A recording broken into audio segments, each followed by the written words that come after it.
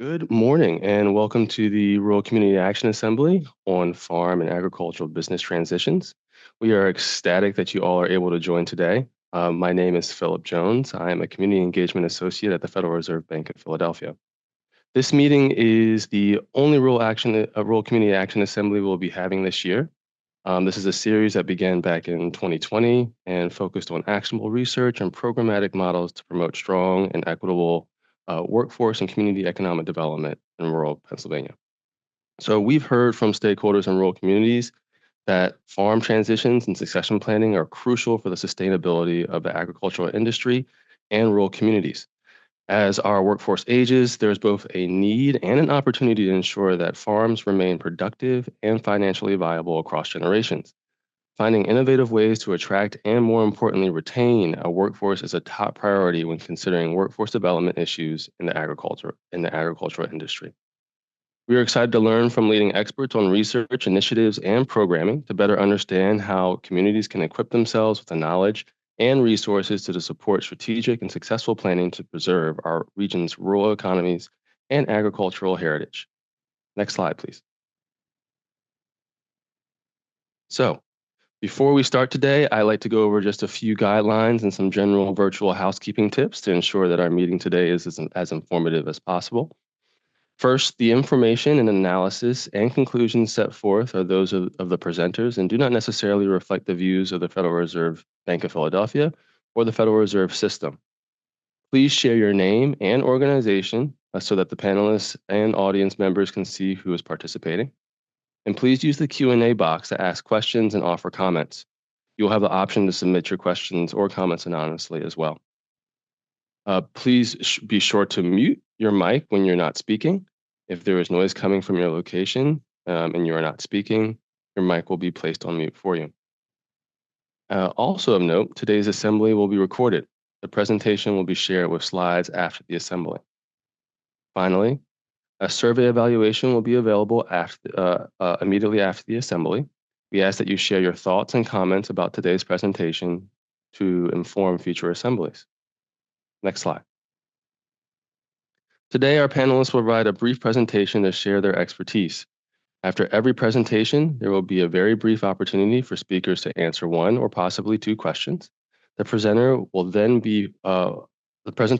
be followed by a group of discussions where we encourage you all to participate and pose questions in the Q&A box. Next slide. And now I'd like to introduce our moderator, David Opedal. David is a policy advisor in the Economic Research Department at the Federal Reserve Bank of Philadelphia. David conducts research on agricultural sector and rural development, as well as analyzing business conditions and the regional economy. He directs the Federal Reserve Bank of Chicago's survey of agriculture banks on agricultural land values and credit conditions and publishes the results in his acclaimed Ag Letter, the Chicago Fed's quarterly agricultural publication. In addition to his research, he monitors the regional economy through roundtables and other contacts, briefs senior staff on agricultural economy, and organizes the annual agricultural conference. David also received his bachelor's in mathematics from Wheaton College and his master's in statistics from the University of Wisconsin-Madison. He also completed graduate level course work in economics while attending the Southern Methodist University. David, thank you so much for being here today to share your expertise and to moderate this timely and an important discussion. I will pass the baton to you. Thank you. Thank you very much, Philip. It's my pleasure to be here. And though you're trying to recruit me to Philadelphia, I'm still here in Chicago. So I know that this is a great series, and I appreciate all your work in organizing this. And I look forward to having a great discussion with the panelists, excellent team that's been put together here. Let's start with the next slide. I'm trying to provide a national perspective on this key issue that's facing agriculture of farm transitions, and farm businesses of all kinds have to go through these transitions. But I think one of the things we need to think about in terms of the environment is that it's just challenging right now for all of agriculture after COVID. We came into the COVID timeframe with some kind of lower incomes. Here on the right, you can see the net farm income and net cash income as computed by the Economic Research Service of USDA. And this is for the nation. So it covers all different sectors of agriculture, but you can see how actually in 21 and 22, the increase in income was quite dramatic for agriculture, given the supports of the government during COVID, and then increases in prices of key crops and commodities, and including beef production. So there were lots of movements up in the prices for agricultural products that help boost incomes. But now in 23 and 24, we're coming off of that kind of peak of income generation for the agricultural sector. So it's a much more challenging time, even though we're still, according to the USDA, above the longer run averages for the entire sector. But that does paper over some of the differences, such as the steep drops in crop prices for many of the products that agriculture produces, and mixed results for livestock. In particular, the beef sector has done well, whereas the pork has had more trouble, and dairy was struggling, but this year it's looking a little better. So some of those kinds of factors are going to play a role in the transitions, as it just is going to be a little more challenging for farm operations. And insurance isn't covering the entire loss of the operation, so in the income decline. So it's going to be a period going forward that may be similar to what we experienced just prior to COVID. Next slide, please. And that isn't the same situation for all parts of the country. Actually, Pennsylvania is in the Northern Crescent and Eastern Uplands regions of the USDA's analysis. And there's actually a small increase in net cash farm income, where you include all sources of cash in this. And it's a little different than net farm income, but at the same time, very similar movements as you saw in the previous slide. But Pennsylvania and the region to the northeast is actually doing fairly well. A lot of that, I think, is due to the recovery in dairy this last year. Whereas you look at the heartland and our kind of the heart of the Corn Belt here in Chicago, and there's been a big decrease, over 20% drop anticipated for net cash farm income this year. And so we do have overall for the nation a decrease of about 9%, but it's going to vary by region and commodity prices. Next slide. So when you think about the changes in incomes, then it's not too surprising that there's also some links to the asset values of agriculture. And here you can see how real estate assets continued to climb, whereas the non-real estate assets were kind of flat and maybe even declining a little bit in some of the years in the last decade. So that's giving a contrast to the kind of scenario that we're going to be looking at in terms of transitions, that there aren't a lot of the non-real estate assets to support the farm transitions. You hear about the phrase land poor, and that's kind of the way it is for a lot of agriculture, that the real estate is really the heart of the operation, and it makes it more challenging then to transition, because the real estate is harder to move on, and there's a lot more complications there. So, farmland values have been rising pretty rapidly in recent years. And so you look at U.S. farm real estate, it's valued at $4,170 an acre in 2024 by USDA, and that was a 5% increase from the previous year. But cropland is worth a lot more than pasture land, and that's something that will have to be thought about for various kinds of different operations. Next slide. And here again, I'm just emphasizing the kind of the cash shortage here, because incomes for the farm households are 62% are higher than the incomes of the median U.S. household. So farm incomes are still in pretty good shape relative to overall for the U.S. And this is for 2023. But when you think about the wealth part of it, the farm households are actually much wealthier. Over 98% of farm households have a higher level of wealth than the median U.S. household. So, this goes back to the real estate side that, 83% of the sector assets are in the farmland. And so that's going to limit the liquidity and making the transitions more complex. Next slide. And then in addition to that, agriculture faces some difficult demographics. And one in particular is the aging farmer and rancher. And now 58.1 years is the average age. And of course, you have a lot that are much older than that.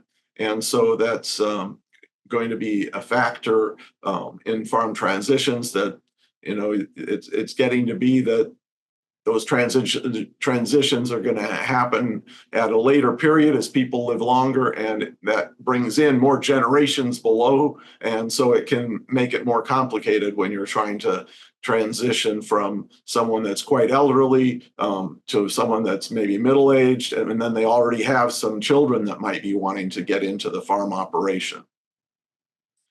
In addition to this aspect, we have to be thinking about a lot of farmland is rented. So rentals were about 39% of farmland, according to the total survey, which was the last 10-year ownership and transition of agricultural land survey done by the USDA.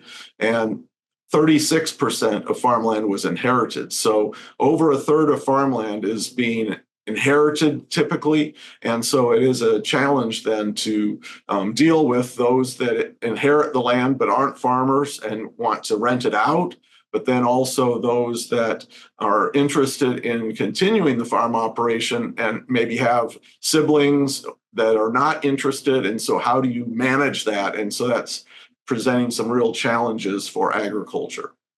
And so next slide. We're really in a situation where it's helpful to have a lot of resources. So I included this slide that you can use as a way to look at some just general resources related to agriculture transitions. And I think we're ready to go ahead and start with the panelists. So let's start with Stephanie Shirk, who's the director of the Pennsylvania Agricultural Business Development Center.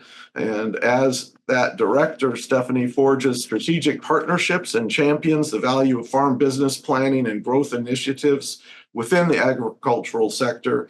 And in her role at the PDA, she also serves as the division chief for the Bureau of Market Development Economic Development Division. And from growing up on a dairy farm in Nebraska to her 20 plus years in the ag industry and the last 7 years at the Pennsylvania State Extension, Stephanie is passionate about advancing the agricultural industry while connecting with rural and urban communities. So welcome, Stephanie, to go ahead and give your perspective here today. Thank you, David, and good morning, everyone. I appreciate the opportunity to bring an update from the Department of Agriculture and the Ag Business Development Center. But first, before I get started on the Ag Business Development Center, I just thought it would be helpful to set some context about Pennsylvania agriculture. Pennsylvania leads the nation in the number of farms that are preserved. We have a higher rate of beginning farmers under the age of 35 than any other state in the nation. We have the first and still only state-level farm bill in the nation. We have 3 ports, Erie, Pittsburgh, and Philadelphia, that link our producers and products to the world markets. And we rank among the top states in both direct-to-consumer and organic sales, while we are leaders in 10 major commodities. So Pennsylvania agriculture is an $81.5 billion industry with a total impact of $132.5 billion. We support more than 593,000 jobs, and we pay nearly $33 billion in wages annually. So first, I just wanted to bring that to your attention and highlight that importance, while also recognizing that for the first time, We have a governor in the state of Pennsylvania that has included agriculture as one of its 5 pillars for its economic development strategic plan. So we're pretty excited about that, and that aligns very well with the work of our Ag Business Development Center. So who we are here at the Ag Business Development Center is a collaborative hub that was established out of the 2019 Pennsylvania Farm Bill that I just recently mentioned, and it's designed to enhance the long-term vitality of Pennsylvania farms. ABDC is focused on providing support for sound business planning, efficient transitions of farm ownership, and we offer resources and grants for programs for farmers across the Commonwealth. The center partners, and we focus on connecting partners through this to strengthen those ag business enterprises. So next slide, please. We'll go ahead and talk about our partners or how we help. We help with providing resources for farm transitions. We, through the partners that we contract with, we're able to offer planning services.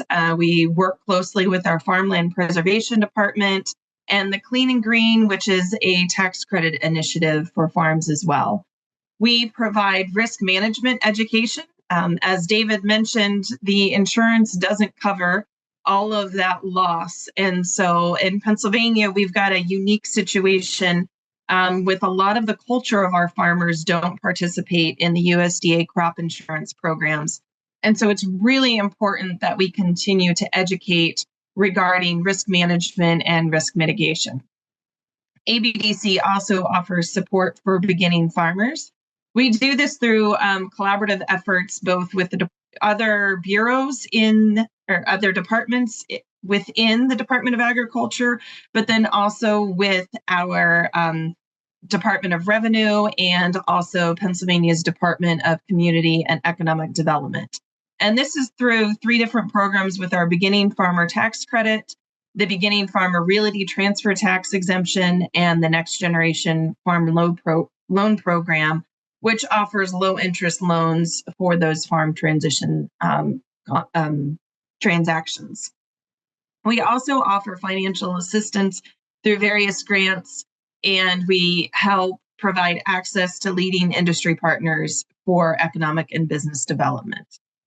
Next slide, please. So as I mentioned, we work with a number of partners. Those are Pennsylvania or PA FarmLink.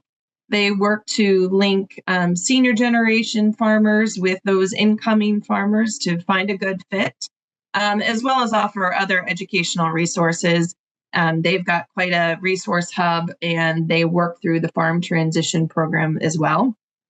The Keystone Development Center, which supports cooperatives. The PA Small Business Development Center, Team PA, Penn State Law Center for Agriculture and Shale Law, where they are providing legal education, not only to practicing lawyers, but also the general public on how they can plan to mitigate some of those concerns. The Pennsylvania Aquaculture Program, which is a unique program set by a 1982 legislative act to help fish farming as food. And then our newest contracted partner with Penn State Extension. Next slide. And I also detailed mentioned those grants. To detail those, we have an agricultural and youth grant program. This provides grants for community leadership, vocational training, agriculture, and peer fellowships. So currently that grant is open. We have the Farm Vitality Grant, which is really the mainstay of the ABDC resource offerings. And this is to help provide a reimbursement for professional services for farm planning to enhance Pennsylvania farms through business planning, ownership transitions, diversification, expertise, resources. So I'll detail this in a little more specifics in just a little bit. We also have our Urban Ag Infrastructure Grant. So this provides funding as a reimbursement to eligible applicants seeking to improve urban agriculture infrastructure in Pennsylvania. This grant is also currently open. And then we also have the Very Small Meat and Poultry Processor Grant. This supports the development and expansion of current or future very small meat and poultry processing operations in the Commonwealth. And this program came about during the COVID timeframe, where we realized that there was a significant shortage of those processing facilities. So Pennsylvania wants to support being able to have more of those to meet the needs of the food supply. As I mentioned, the Farm Vitality Grant, it provides professional services for farm planning. And this is a grant that covers up to 75% of a project, maxed out at $7,500. And this leads to long-term success with business and management strategies. As we talked about, this farm transition is so critical right now. And David did a great job detailing why it's so important that we are intentional in raising the culture about farm transitions. Personally, having grown up on a farm, but then finding myself across the country raising my family, personally, this grant made all the difference in making sure that our farm transition could happen. My husband and I purchased the Bicentennial Family Farm from his parents 3 years ago. And, we lived nearby the farm, but for 21 years of living there, nobody ever talked about what's going to happen next with the farm transition. And I don't think we're alone in that. Pennsylvania farm culture is you put your head down and you just do. And when the time comes, then you'll deal with something. But that planning is so very important because it identifies the goals for the farmland, the goals for the farm business, and the goals for the farm owners and the farm workers. It's often stated, if a goal isn't identified, it won't be achieved. And I truly believe that maybe it will be achieved, but it will be achieved with a lot more difficulty than it could have taken had there been planning involved. And so this farm transition planning grant is critical to supporting Pennsylvania farms that want to look to that next generation, whether it's somebody within the family or outside the family. But even beyond that transition, we want to make sure that we're doing all we can to diversify our agriculture production and support that. So there's a lot of resources out there to help with this. And so we're really excited at Pennsylvania that we can offer this Farm Vitality Grant. Next slide, please. So with ABDC, we've also been working on 3 key initiatives for farm progression planning. And as I stated originally, farm progression planning is the holistic strategic approach to roadmap a farm business from creation to profitability with consideration of those future phases. And so one way that we're doing this is we've entered into an intentional partnership with the International Farm Transition Network. And this partnership is going to allow us to support more individuals in Pennsylvania becoming certified as farm transition coordinators. Currently, Pennsylvania has about 15 coordinators that are certified, with about 8 of them active. And so in November, we are holding a specific Pennsylvania-only class to provide that training for 15 more individuals to work towards that certification. If you'd like more information on that, and if you're interested in that, let us know, and we'll be sure to get you that information. The next initiative is our Farm Progression Planning Task Force. While the Ag Business Development Center has its own advisory board, and we meet 4 times a year, we felt that it's really critical that we bring more voice together to really approach this continuum of farm progression planning. So we have tasked Penn State Extension and PA Farm Link to lead this task force, along with many other partners. But the goals of the task force are to take an active role in promoting that IFTN training, to provide educational resources and events around farm planning and farm transition, work to triage constituent questions and provide quarterly reporting about that so we can track where those questions ultimately go to our partners, but then make sure that we're seeing success with that. And then the next goal ties into the 3rd initiative, where we're going to have the Farm Progression Planning Task Force really take an active role in leading the next Pennsylvania Farm Transition Survey. The last survey in Pennsylvania around farm transitions was conducted in 2005. So as we come on that 20-year anniversary, we feel that it's really important to take in where we are at with farm transitions and ensure that we're getting great results so that we can make data-informed decisions for future programming efforts regarding farm transitions and new and beginning farmer resources. So we'll be working with a number of partners, the Northeast Regional Center for Rural Development, again, PA FarmLink, Penn State Extension, Horizon Farm Credit, and many, many more so that we can get this survey out to Pennsylvania so we can track where we're at. Maybe there's areas of the state that we are doing all right with farm transition. Maybe there's areas where we need to focus our efforts a little bit further. The last transition survey has a few gaps in regards to what we would like to see. So we are working through the questions of that survey, and we hope to have it released here in the winter months when there's a lot of educational workshops for farmers. One of those is in regard to off-farm income. In Pennsylvania, we understand how diverse our agriculture is, and many times that includes individuals who are farming that work off the farm. And so we want some more detailed information about that. Overall, we recognize that farmers are small business owners. Their fields, their barns, their production facilities are the backbone of our economies. And so here at ABDC, we believe it is our job to work with our partners to invest in those businesses and ensure that they can continue to thrive for the future.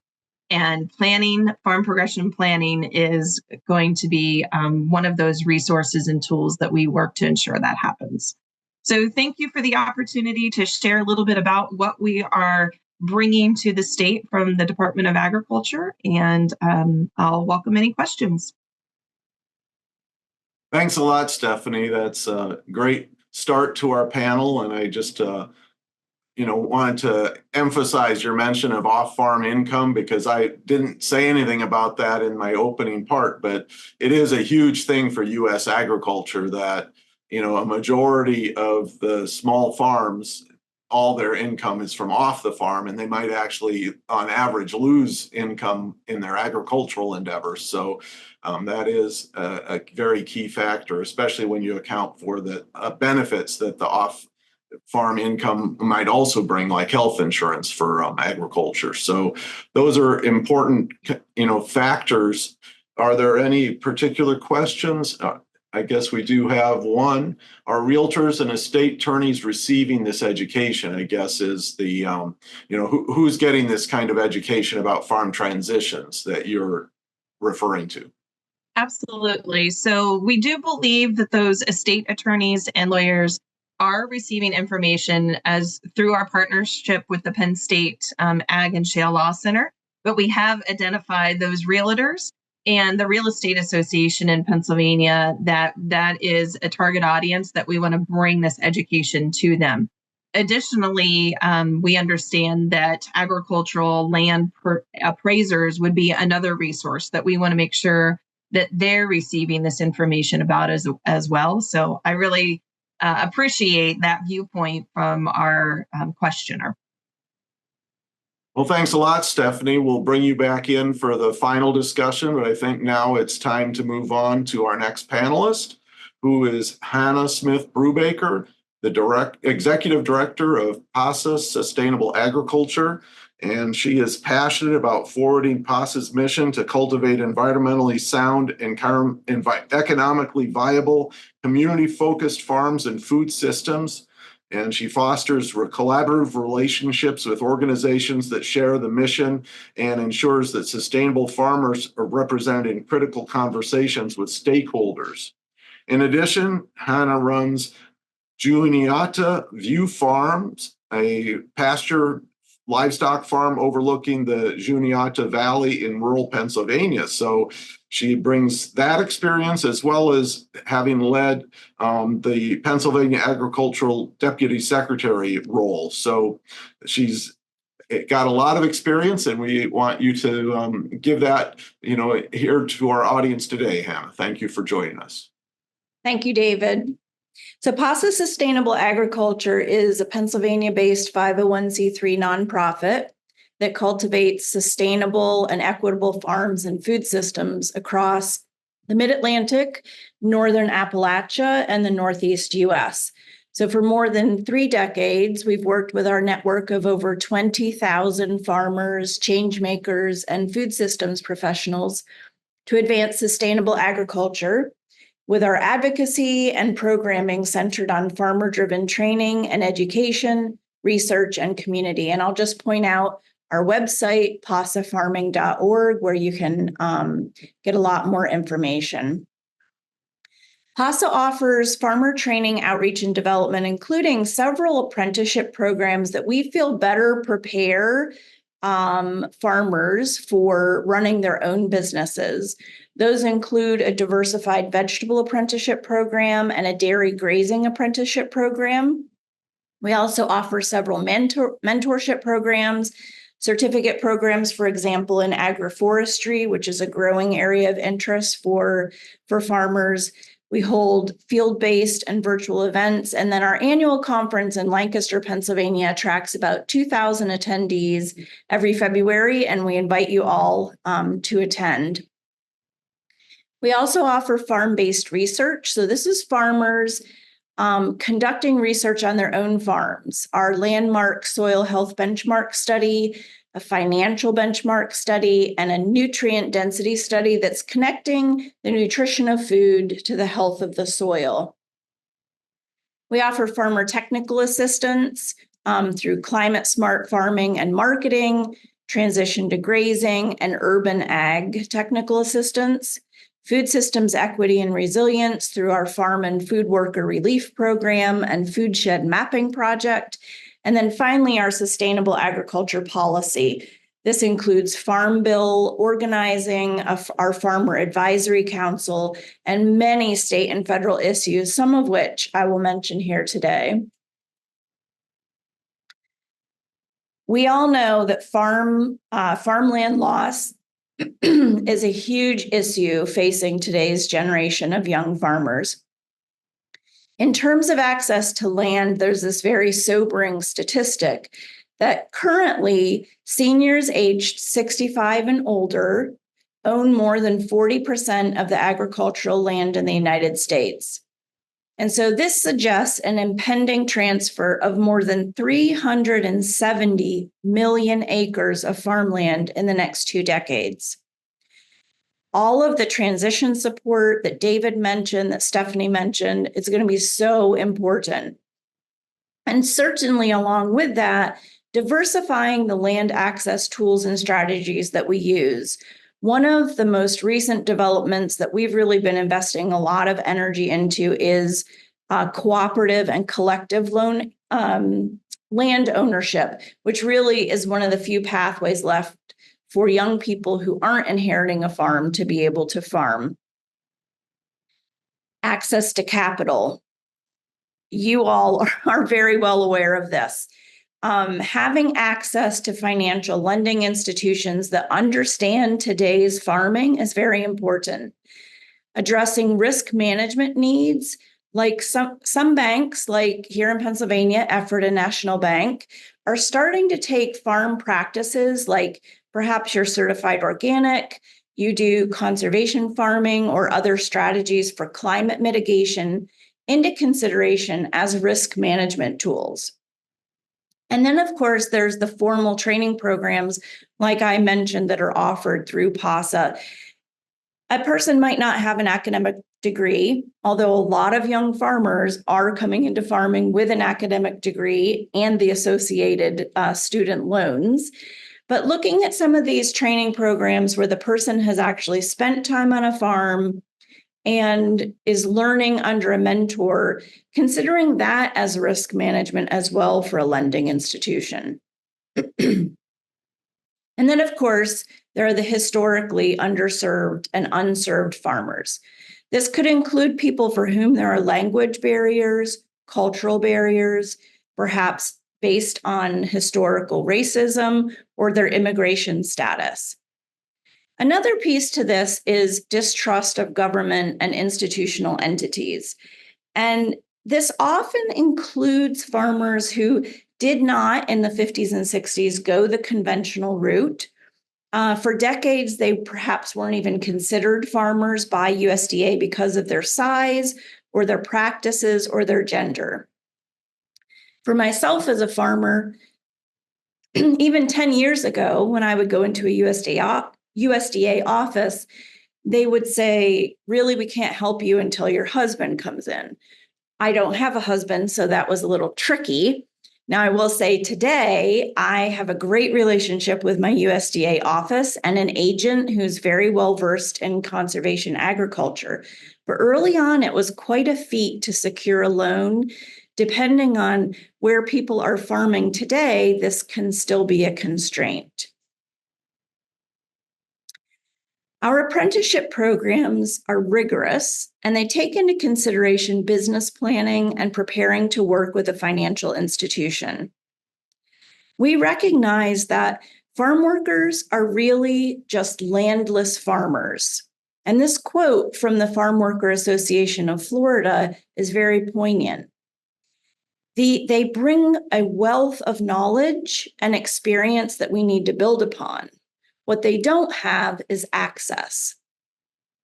So several years ago, PASA clearly articulated that farmers are those in the practice of farming, whether they own land or not. There's an entire generation of farmers out there without much access to land, but they are still the primary growers, harvesters, packers, and transporters of our food. Our pre-apprenticeship programs, next slide, and certificate programs also help stage our farmers for the future.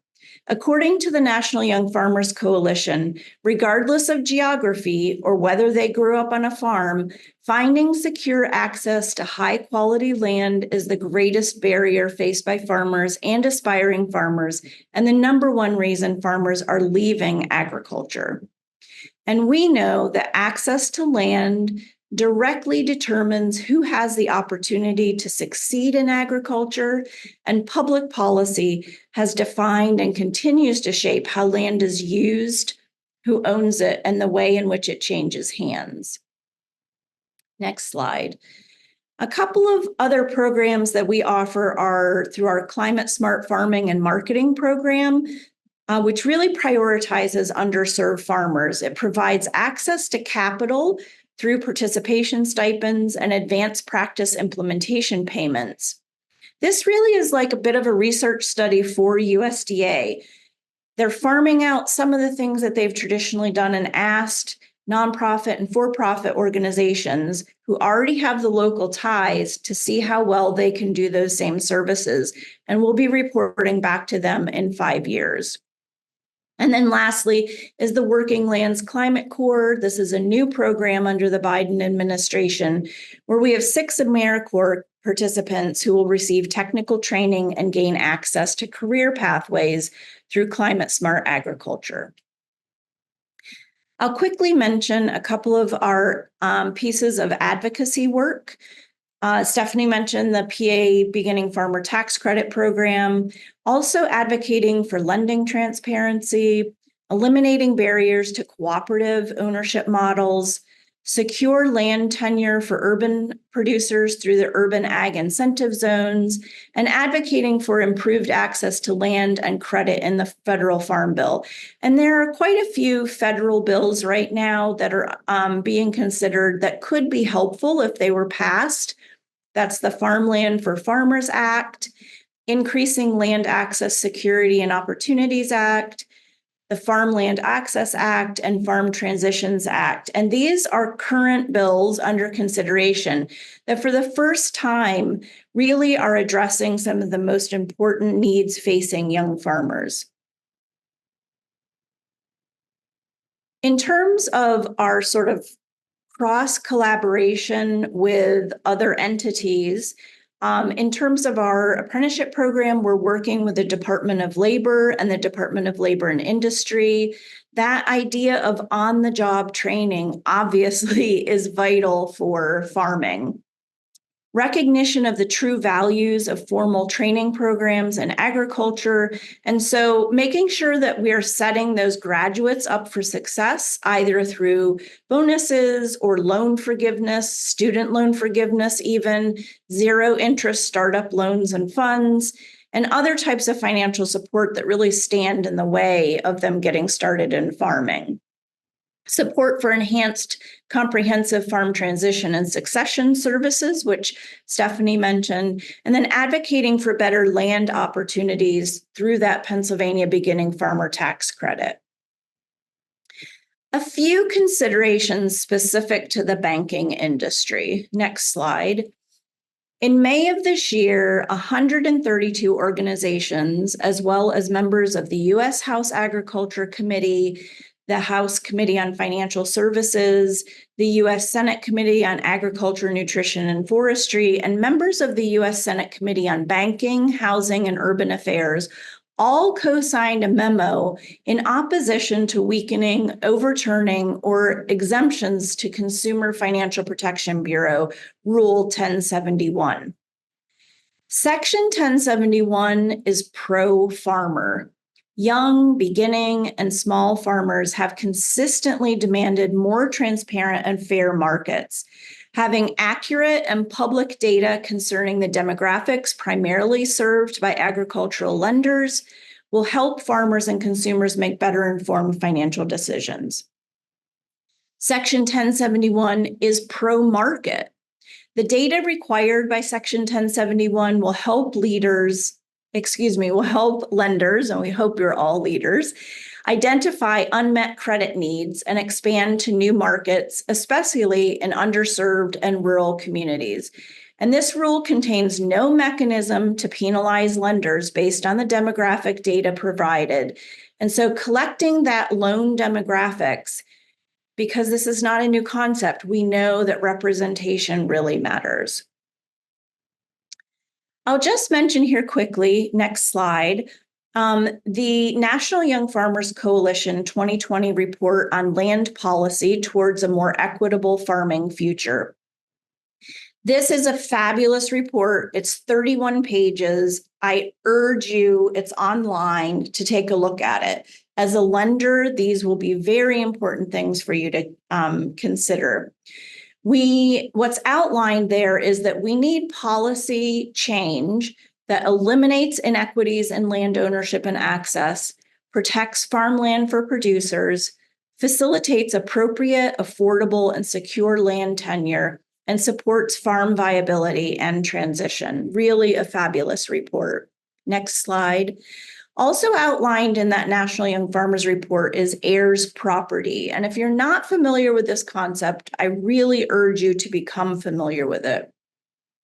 Heirs property results when land is passed between generations without a clear title, often because of the absence of a formal will. And without a will, the state becomes responsible for determining ownership at the point of transfer, resulting in the land owned in common by all heirs. Well, this can prevent farmers from accessing financial assistance, complicating land management, and it can lead to challenges in selling or leasing the land. In addition, a single landowner can force a sale of the property. And I will say from personal experience, I have worked with several young farmers of color who were so tied up in this, and all they wanted to do was farm on their family's land, and they lost it in the end. And so here in Pennsylvania, Representatives Rabb and Nelson introduced legislation in alignment with New York and Maryland, establishing the Uniform Partition of Heirs Property Act, which provides additional due process protections for heirs to prevent forced sales of inherited property. And this is a very, very important issue. So this is the end of my presentation, and I look forward to continued conversation. Thank you so much, Hannah, for highlighting that vital part of the whole process for many farm families, that it really need to get some help in dealing with these inheritance issues, because they can be very complicated. let's go ahead and move on to our next panelist, which is Maureen O'Shea Fitzgerald, an ag business consultant at Horizon Farm Credit. And Maureen's 10 plus years of experience in agriculture, real estate, and business development are paired with her on-farm work experience and degrees in economics and finance to give her a well-balanced understanding of the business of farming. So we look forward to hearing your remarks now, Maureen.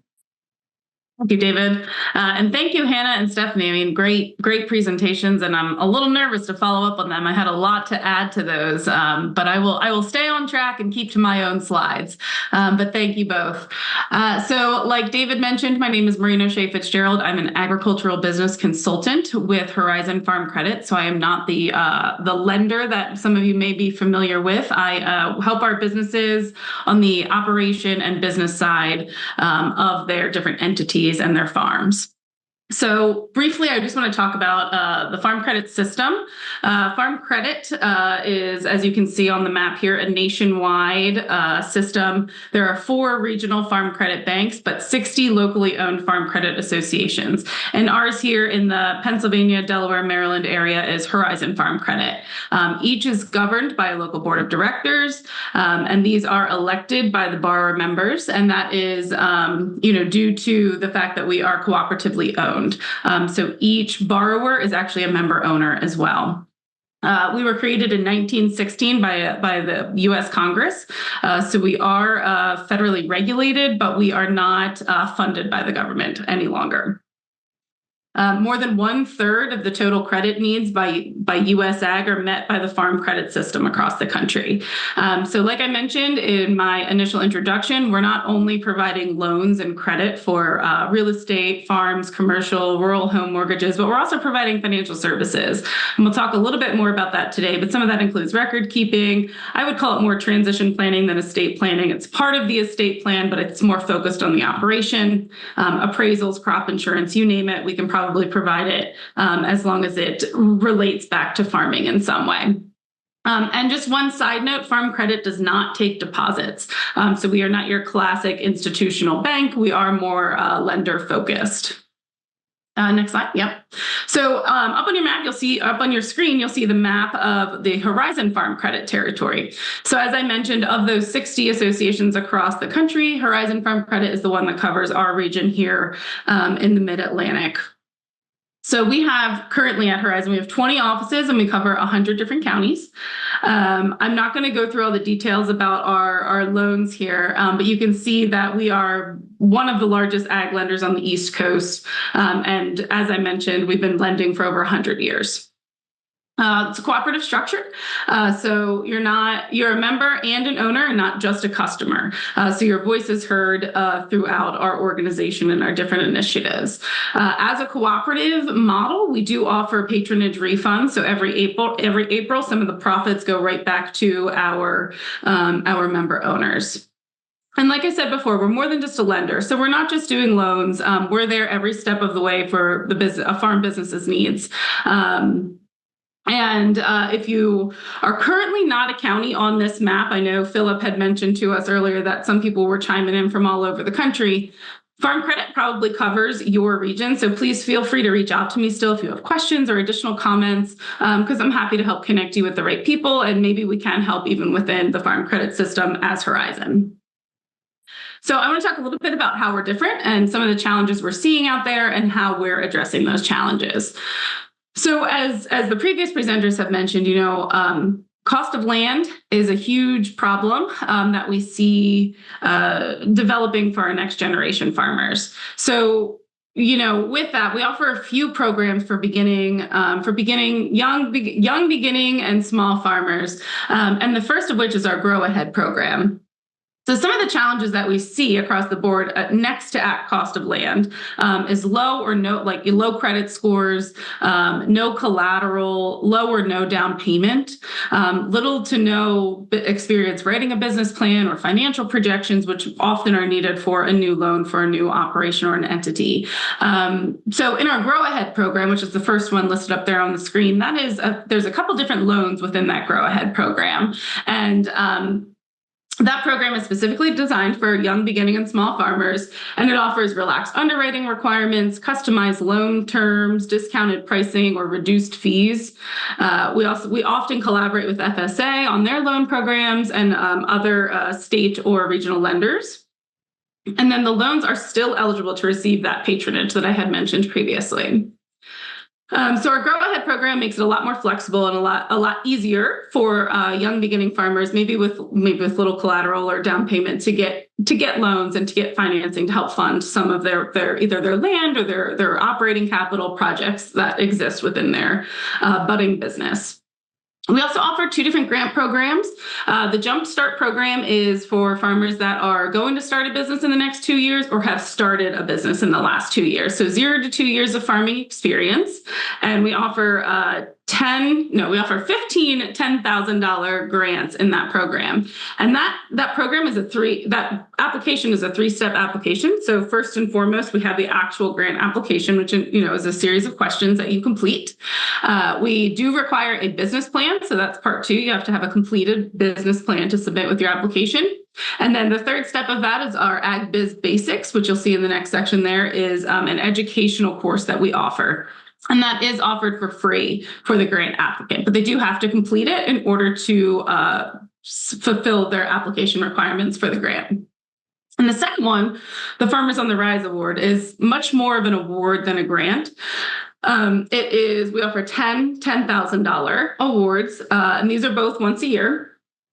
And the Farmers on the Rise Award is for farmers with 3 to 10 years of experience. And in that program, it's a 2-step. So there is an application, which includes a series of essays.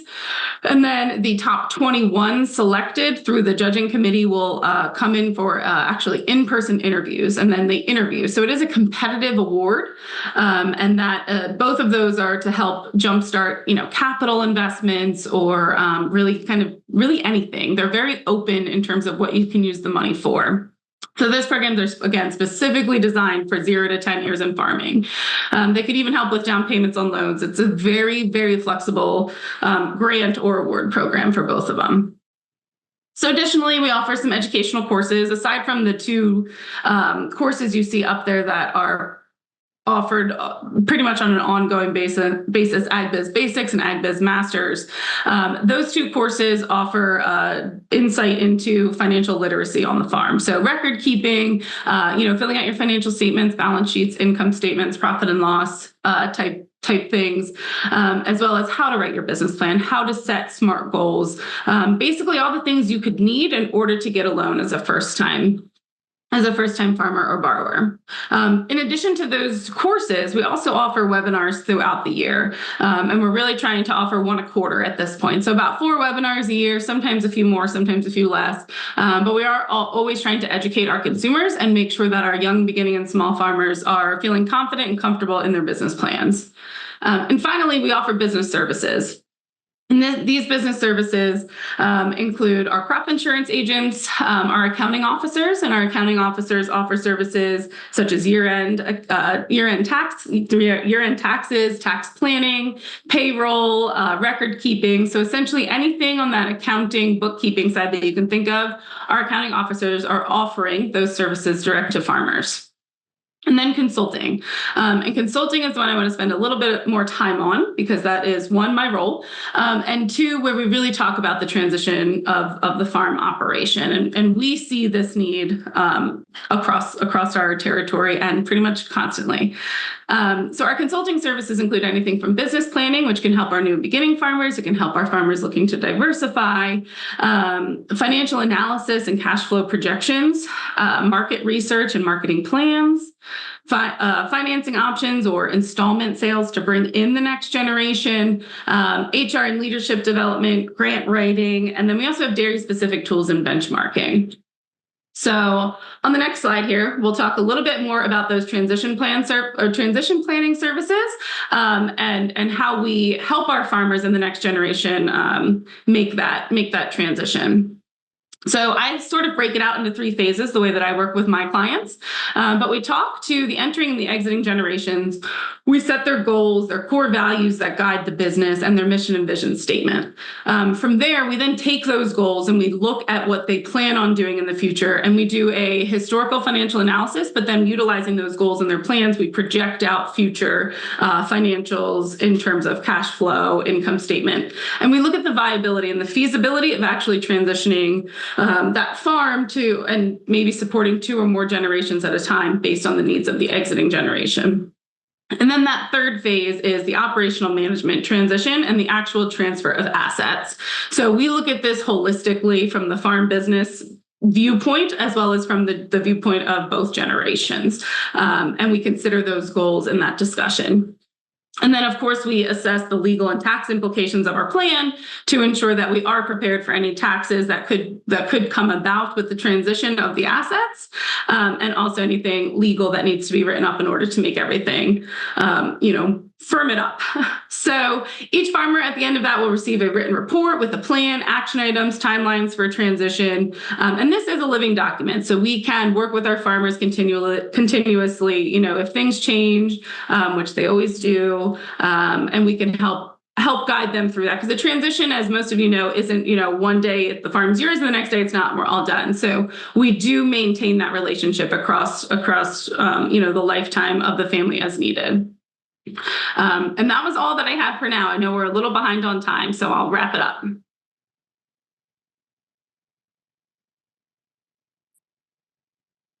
Well, thank you so much, Maureen. That was a terrific presentation. And I know that there will be a few more questions that we'll have time for at the end, but we wanted to go ahead and keep moving on at this point. The transition planning services are a key factor, but we also have a lot of research in these areas, and we brought an expert, Becca Jablonski, who's a visiting associate professor at the Dyson School of Applied Economics and Management, which is part of S.C. Johnson College of Business at Cornell University. And Becca has a lot of research that investigates the role of cities in leveraging food policies to achieve progress towards sustainable development. And that, in particular, highlighting trade-offs of different policy approaches and interventions, including across regions. So she's doing disciplinary research and large-scale quantitative modeling projects and leading engaged community processes. So we look forward to hearing now your perspectives, Becca. Thanks so much, David. Next slide, please. So I'm going to present a little bit on what we know about the research, and I'm really excited to be here and part of this great group. What fantastic presentations. Just wanted to highlight that some of the work that I'm going to be presenting is funded by the USDA Economic Research Service, as well as by the New Farmers program that USDA has, and is conjunction with the colleagues mentioned here. Next slide, please. So we have a report that's going to be coming out pretty soon, hopefully, from the USDA Economic Research Service. That's sort of what do we know about beginning farmers? And I wanted to highlight that one of the things we see in that report and using the Census of Agriculture data from USDA is that it's really important to talk about different kinds of beginning farmers, right? So beginning farmers look different, and we need to acknowledge that because it means that they really need different types of support. And so the way we've been thinking about this is operations where all of the operators are beginning, and we refer to those as all beginning. And then there's multi-generation beginnings. So there's a new operator who's coming in, but those tend to be multi-generational operations. The all beginning represent a much larger share of total operations. You can see multi-generational were 7% of all operations in 2017 compared to 26% for all beginning. But again, that they need different things. And so when we've done this report and some of these analyses, we really try to think about these different groups. Next slides here. So those multi-generational operations tend to look much more like established operations compared to those all beginning. So compared to any beginning, those all beginning operations are more likely to be smaller in scale, rent all of the land that they operate, sell products through local food channels, and that could be either direct to consumer or through intermediated channels. So, for example, through Food Hub or some kind of distributor or to grocery stores.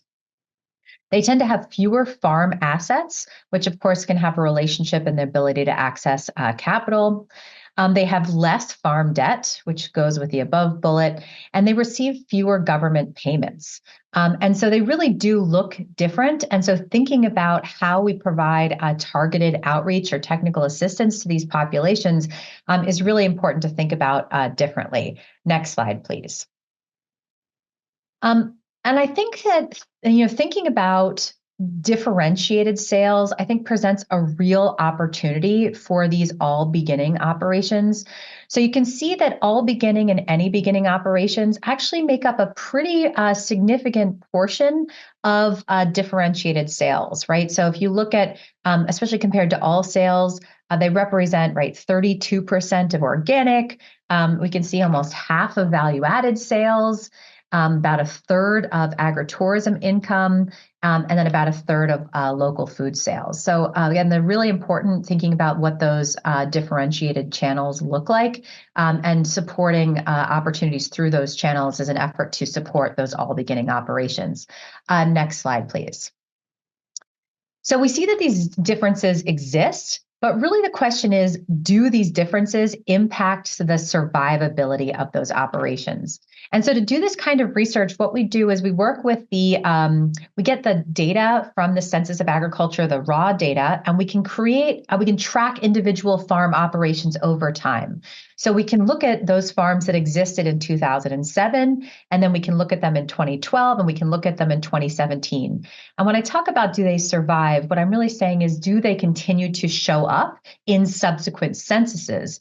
And then not only do they continue to show up, but actually we can look at if there's changes in the profitability in those operations and what is associated with the survivability of those operations. And the hope is that really understanding what is important about understanding what in those differences actually impact whether or not they continue to be there. So next slide, please. And so what we find is that for farms operated by a beginning operator, a higher rate of farm business survival is associated with participation in those differentiated markets. So, right, those differentiated markets allow opportunities to get a premium for those products. And especially, they offer opportunities to compete not just based on economies of scale, so that you can be smaller scale. We know that smaller scale is associated with higher costs of production. And so that these are markets where these operations can get a premium for what they produce. It's also associated with crop insurance use. And we heard from some of the previous speakers, right, that some of these operations are less likely to use crop insurance. And so thinking about, right, how do we make sure that they're aware of different programs that are available for them, different insurance opportunities. Greater involvement in agricultural programs, like some of those government programs that offer government payments. And they're also associated with renting farmland. And I think this one is really important because we often focus on how do we get access to farmland in terms of ownership. But actually, we find that the ability to rent that farmland may be actually more important. There are other potential challenges with that, right? There could be some negative implications in terms of ability to build long-term wealth, but it may be more important to think about how do we get access to land, not just how do we own land. And of course, that has implications for the bankability of those programs and collateral. Next slide, please. So we know that knowledge gaps exist, right? These operations are less likely to participate in these government programs, but participation is associated with survival. And it's hard. There are so many programs out there. I put a slide in terms of some of the USDA programs and the local food supply chain. There are a growing number of these investments, and you heard a lot about the programs that are available for Pennsylvania, right? It makes sense that a normal farmer is not able to track all of these programs. And we need to have opportunities to really have people who can match make and help farmers to identify the specific programs that are going to support their operation, because it is really challenging with this alphabet soup. Next slide, please. And we know that there's a lot of confusion around insurance programs. Just as an example, I often talk to farmers who tell me, oh yeah, I have insurance. And really what they have is a NAP, which is not insurance, right? That's a disaster management program. It's a very different kind of thing. But again, it's very understanding that that they don't understand this, because next slide, things change and things are changing really rapidly in this space. As an example, we have whole farm revenue protection and these micro farm policies, and they continue to be updated in terms of who's eligible and what's eligible and the kinds of records that are required. And we know that that a lot of our insurance providers are less likely to promote some of these programs because they tend to make less money off of them. And so again, really need to think about filling in some of those gaps around technical assistance. So I would say that's maybe a little bit different than what we heard from some of the previous speakers, is that I feel pretty confident actually that there are not necessarily gaps in terms of what is out there, but the gaps are really in terms of knowledge about the programs and people who are really versed who can support some of the matchmaking, particularly for these all beginning operations. Next slide, please.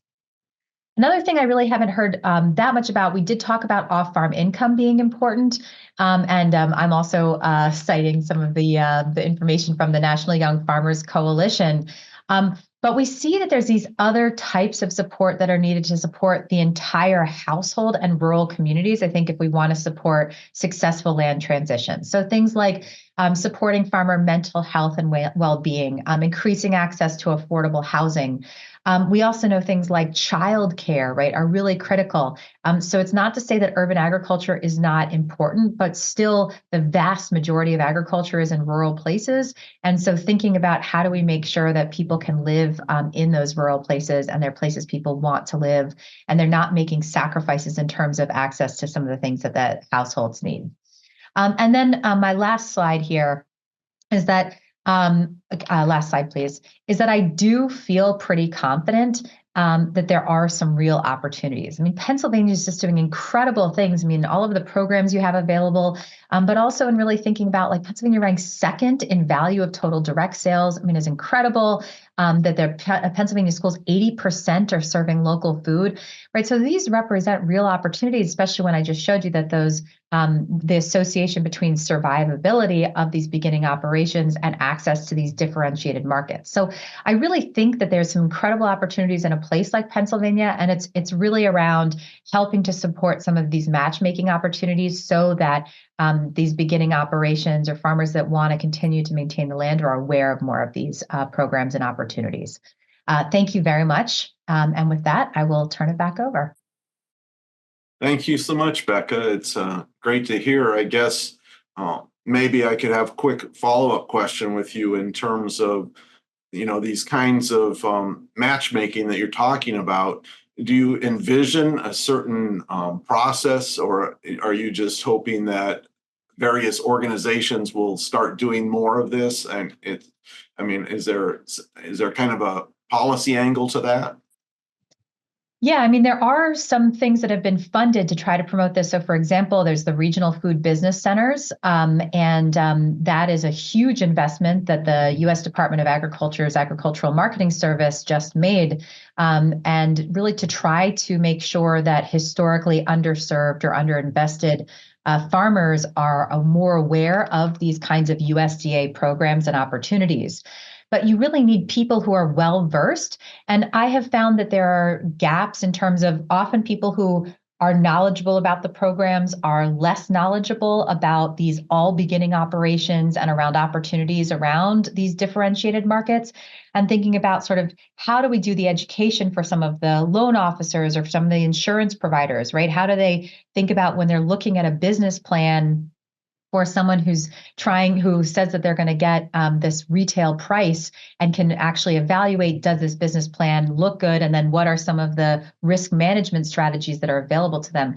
And I think you have an incredible resource base in a place like Pennsylvania. It's just that there's so much going on, and there is so much movement in some of these federal programs, plus you have the state programs, that it really is going to take a lot of work. And I think there's no shortcut. Like, I think webinars are great, but the reality is I think you need someone to people who are able to go and sit at someone's living room, in their living room and dining room table and have these one-on-one conversations. That takes a lot of work. Why don't we bring everyone back into the conversation now? This is a great start. We appreciate all the 4 panelists and their various remarks. So why don't we go ahead and talk a little bit more about that team that's needed for these farm transitions and helping people get going with that process. Are there any particular ideas or insights that you have as people involved with agricultural transitions? Who do you think that a family should start with? How do we get the process rolling? Is that, maybe kind of where we should start the conversation? I'll jump in on that. As we talked about those farm transition coordinators becoming certified, I think by taking that approach, we're elevating the importance of that farm transition, not only for those farm owners or the entering generation that wants to farm, but we're telling our ag service professionals, this is critically important and we want to support you to be trained in this. And we're going to need everybody to start talking about normalizing, socializing the idea around truly treating their farm operation as a business. We know that we do to a certain point, but there's so much more that we can do about that. And so to Becca's point, we really need all hands on deck to get people into not just webinars, but face-to-face workshops and ultimately one-on-one consultations. If I could just add to that, I think also having been through farm transition planning, taking seriously the role of good, effective communication within your family is really, really important. I would say that the success probably comes down to that almost as much as anything else. So really, whether you bring in a facilitator or someone, if you have a religious affiliation, whatever, have someone sit down and really make sure that the communication is happening in the family.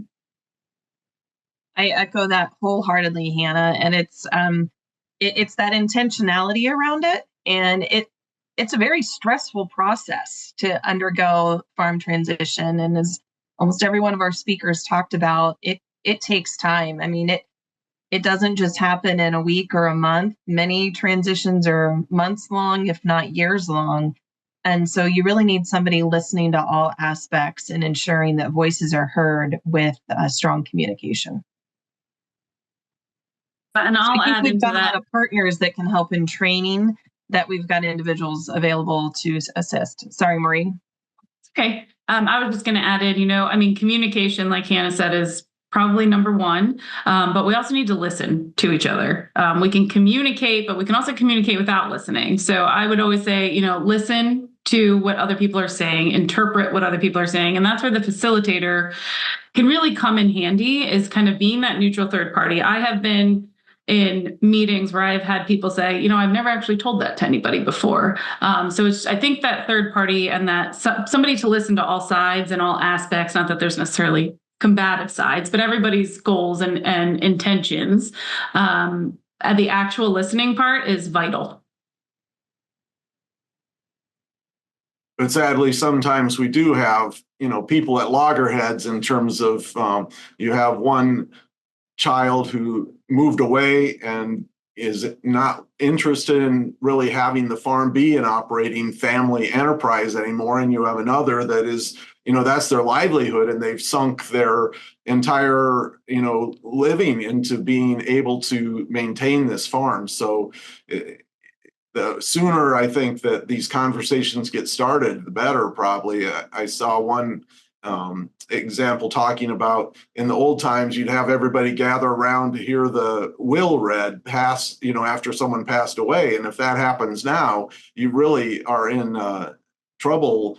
You have to be communicating while everyone is younger and able to make decisions. So I think that kind of guides into the next question that we have here. And it's really about, when people are trying to deal with this, what happens in terms of injury and disease aspects? Are, as people get older, they often are dealing with medical issues, and transitions can become very complicated. So, healthcare is important, and, how does that fit into the process?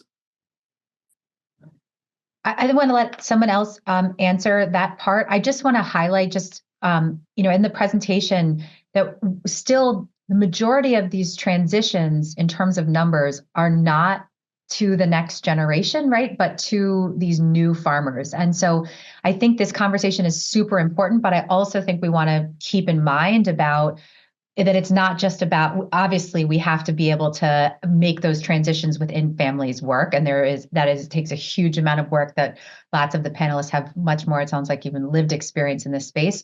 But also then there's a whole other suite of challenges when you're talking about bringing in new operations, particularly that aren't necessarily owning the land, that I also think are worth discussing as well. That's a great point, Becca. Thanks for highlighting that.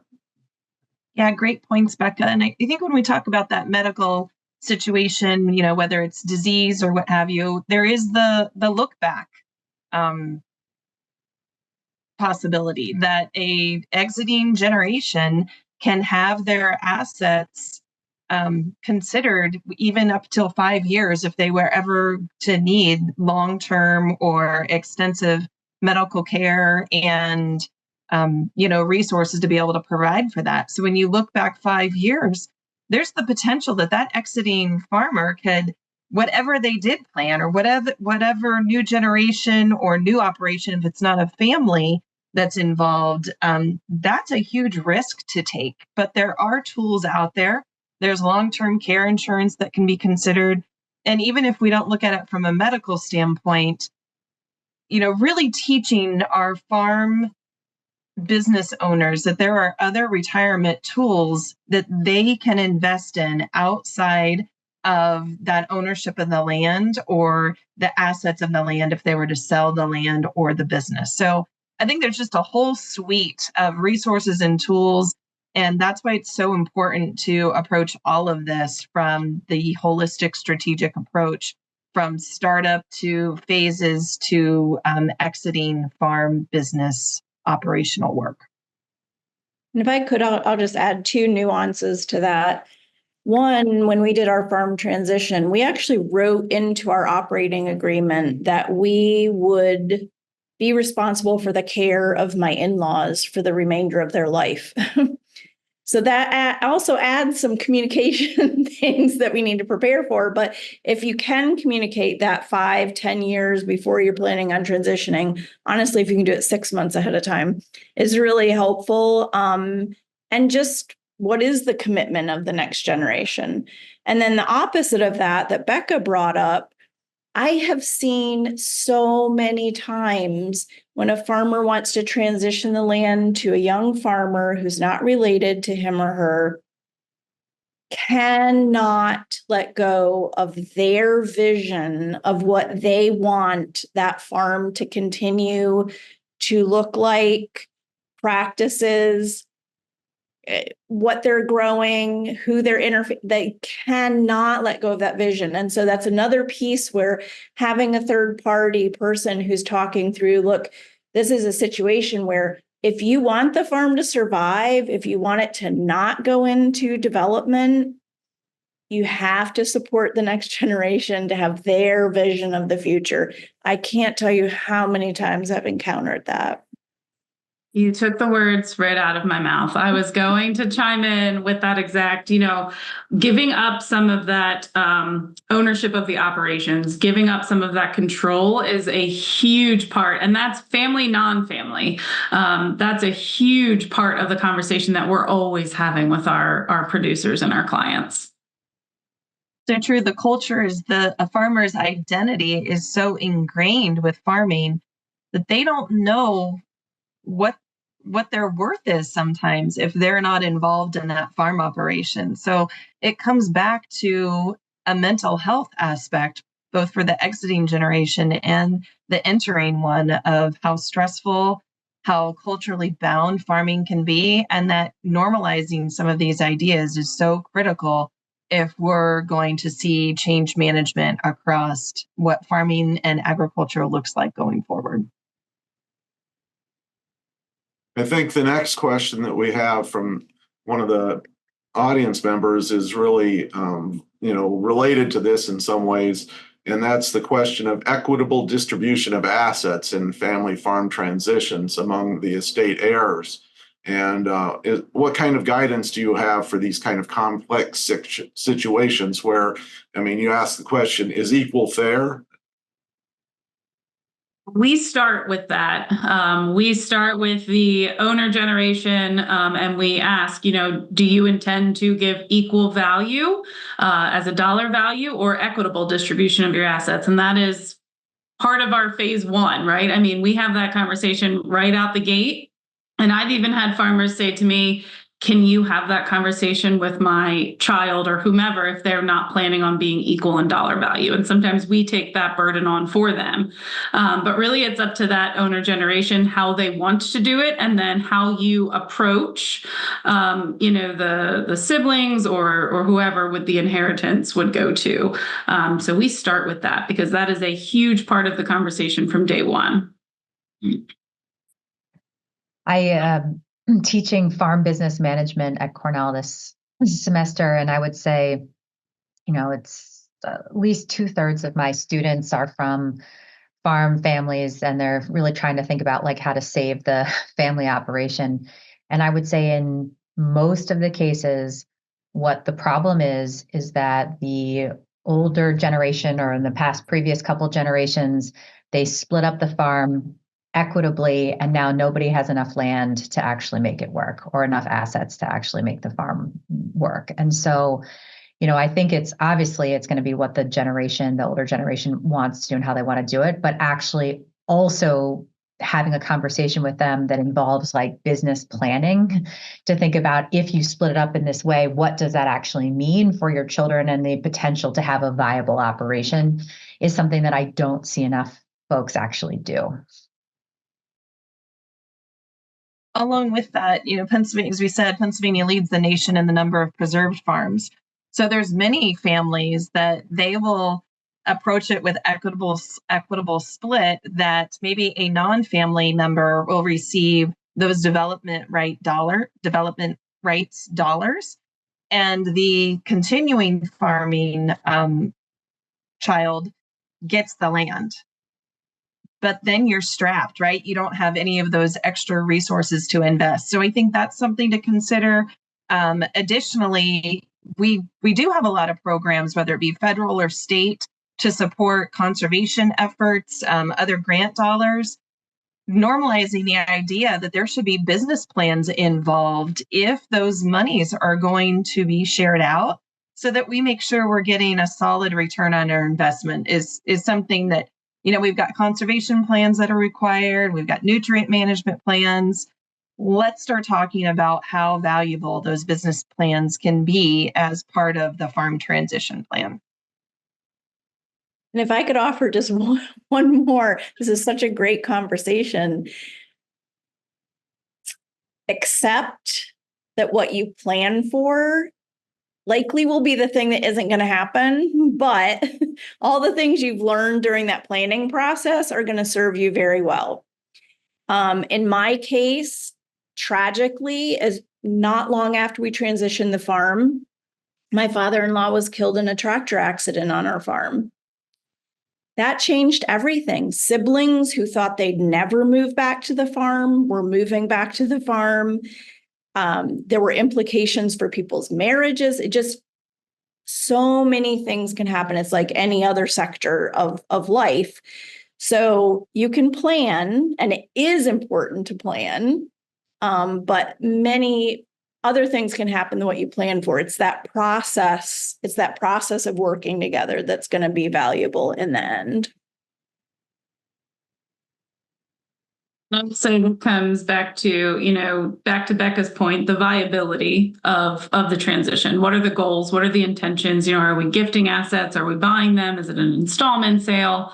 And we look at that viability, we look at that feasibility. And before any concrete plans are set, we have those discussions. Yes, this is possible.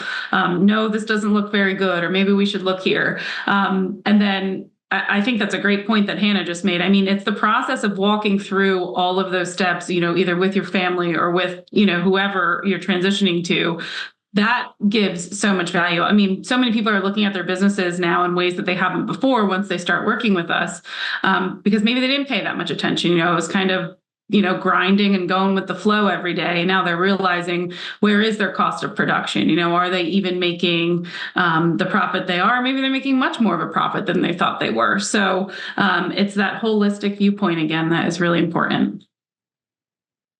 Well, this has been a great discussion, and I want to kind of end it on a big question that probably we could talk about for a lot longer, but what are your thoughts on the greatest opportunities and challenges facing Pennsylvania agriculture in terms of farm transitions over the next 5 to 10 years? So just some quick thoughts on opportunities and challenges. I'll jump in. I think the greatest opportunity is the same as the challenge. It's the diversity of Pennsylvania agriculture, whether it's from the product standpoint or the people who are engaging in agriculture. That gives us our greatest opportunities, but that also means that we've got to learn how to listen to differing viewpoints and find ways to bring everybody in and strategically work toward that common goal of securing and maintaining that Pennsylvania's agriculture industry is viable and successful. I think I would echo the same, that diversity is our challenge and our power, really. I would just say the fact we're having this today is so promising, because it's a topic that doesn't always get talked about within the financial framework, certainly not at this scale and this sort of national summit. And so the more lenders can be thinking about risk mitigation more broadly in terms of being aware of what's up and coming in agriculture, being aware of some of the bills that are being proposed to help young and beginning farmers, and certainly those heirs' rights issues. So challenges and a lot of promise all at the same time. Say the biggest opportunity is that statistic. I forget who said it, but I wrote it down, is 40% of the land in the U.S. is owned by people that are 65 years and older. So that transition of the land, it's happening no matter what, whether it's planned for or not, it's going to happen. So I think that is an opportunity. I would say the challenge with that is that the cost of land has been, it has been appreciating at unprecedented rates from what I know. But the additional challenge there is most of the farmers I work with, their retirement is tied up in their land. It is tied up in their business. So gifting isn't always on the table. So a lot of times we have to make up for that cost of land somehow. So the opportunity to take over and transition the land is there, but the cost is probably one of the biggest challenges that I see.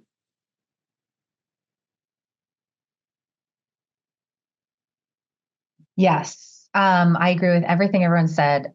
To me, the biggest challenge, and again, I don't work in Pennsylvania directly that much, but just rural development. There are just so many challenges right now in terms of it's more expensive to think about, for example, how we have local food programs in schools in rural areas, despite the fact that that may be where we're producing the food.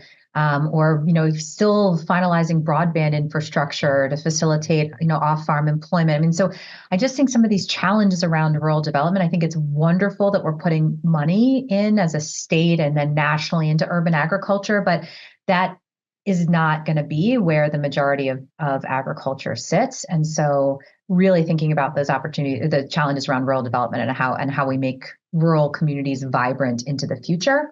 And then I think in terms of the opportunities, these differentiated markets, create real opportunities for these all beginning small scale operations. They create opportunities as we, split up land and need to think about higher value crops. But they require different kinds of skills because we know that labor as a unit, as expenditure grows with these, right, in terms of total variable costs as those operations get larger. And so we need to train people in different ways than we have historically around agriculture. And I think that's an exciting thing. Well, thank you so much to the panel. You've done a great job, and we really appreciate all of your expertise that you brought to bear on the subject of farm and agricultural business transitions and highlighting the importance of this to both the region and the nation. Turn it back over to Philip.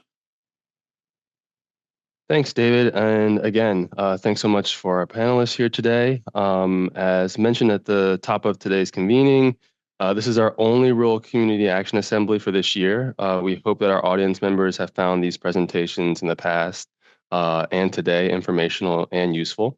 I encourage you all to contact me with your thoughts and comments on how to make this event even more useful for you in the future. We will return in 2025 with a more robust series of topics. I heard a few today that I'm like, maybe we should possibly do. Heirs property, wink, wink. We are eager to hear from you all and eager to have you all back to participate and learn more about emerging best practices and research and resources for rural communities. So that is it for today's convening. Thank you. Have a wonderful remainder of your day and take care.